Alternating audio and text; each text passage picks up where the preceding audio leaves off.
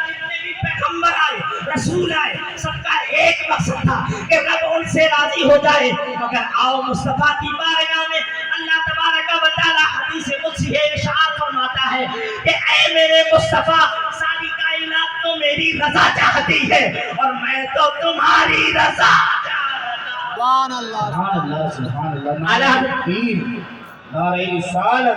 नारे रिसालत मसलके आला हजरत, नारे तकबीर, नारे रिसालत। आला हजरत की ज़बान में अगर कहा जाए, बालक फरमाते हैं खुदा की रजा चाहते हैं दो आलम, खुदा की रजा चाहते हैं दो आलम, खुदा चाहता है रज़ाए मोहम्मद।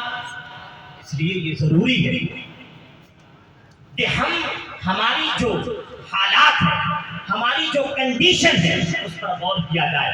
और एक बात मैं आपको बताता चलूं, अल्लाह तबारक व तआला ने इन नफ्स का जिक्र करके हमें बताया कि अगर बंदा रेगुलर गुनाह करता है, जैसे आपने गुनाह किया और गुनाह करने के बाद नफ्से लब्बामा आपके ऊपर गालिब हुआ और आपने अल्लाह की बारगाह में तौबा की, आपने अल्लाह की बारगाह में रोए और गिड़गिड़ाए, तो वो जो आंसू है वो आपके दामन पे नहीं गिरेगा, वो आपके कपड़े पे नहीं गिरेगा, वो आपके चेहरे पे नहीं गिरेगा, बल्कि वो आंसू आपके दिल के टुकड़े पे गिरेगा। और जो गुनाह की वजह से सियाही दिल पे आ गई है, उस जो तौबा आपने की है और जो आपने आंसू बहाया है, उस आंसू से उस स्याही को दूर कर दिया जाए। उसके बाद अगर बंदा रेगुलर गुनाह करता है, तो आपने हदीस पाक सुनी है कि क्या हो जाता है, दिल सियाह काला हो जाता है।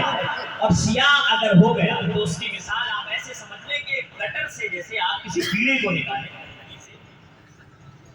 तो जब आप उसको निकालेंगे तो वो फौरन मर जाए, वो फौरन गंदगी से बाहर आते ही मर जाएगा। इसका मतलब ये है कि उसको गंदगी में ही उसकी जिंदगी है, गंदगी में ही वो जिंदा रह सकता है। याद रखिएगा, अगर आप गुनाह करते करते अगर आपको शऊर नहीं आ रहा, ढंग नहीं आ रहा, तमीज नहीं आ रही, नमाज की फिक्र नहीं है, हरामकारी से आप नहीं बच रहे हो, आपको समझाया भी जा रहा है, बताया भी जा रहा है, कहा भी जा रहा है, उसके बाद भी आप नहीं समझ रहे हो, तो समझ जाओ आपका दिल काला हो गया। क्या हो गया है? काला हो गया, सियाह हो गया। इसलिए ये बात सहन में रख के जाइएगा कि दीन की बात अगर आपको डाइजेस्ट हजम ना हो तो समझ जाइएगा कि आपका दिल सियाह हो गया है।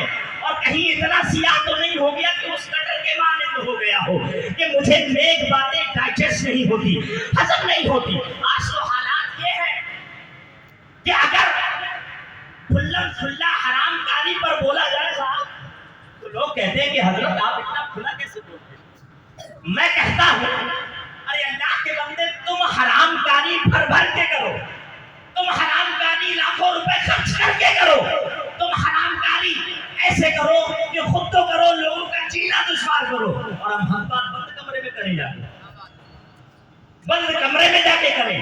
देखिए, हर बात इंसान को कड़वी लगती है, मगर कड़वी दवा असर बहुत जल्दी करती है। क्या करती है? कड़वी दवा असर बहुत करती है। और याद रखिएगा, अल्लाह तबारक व तआला ने कुरान पाक में मुतअद्दिद जगहों पर हमें बार-बार तंबीह, बार-बार बताया, बार-बार कहा कि अपने किए से वापस लौटाओ। इरजिई इला रब्बिकी रादियतम मर्दिया। इस हाल में अगर आप अरबी में देखेंगे तो ये क्या है? अम्र का सिगा। और अगर इसकी मजीद तरकीब अरबी में की जाए तो सुलहाल और हाल की तरकीब बनेगी। इसका मतलब ये है कि अपने रब की तरफ लौट इस हाल में कि तू रब से राजी और रब तुझसे राजी हो गया है। शादाब हो रही है। आप हजरात एक बात करें तो, और मैं आपसे गुजारिश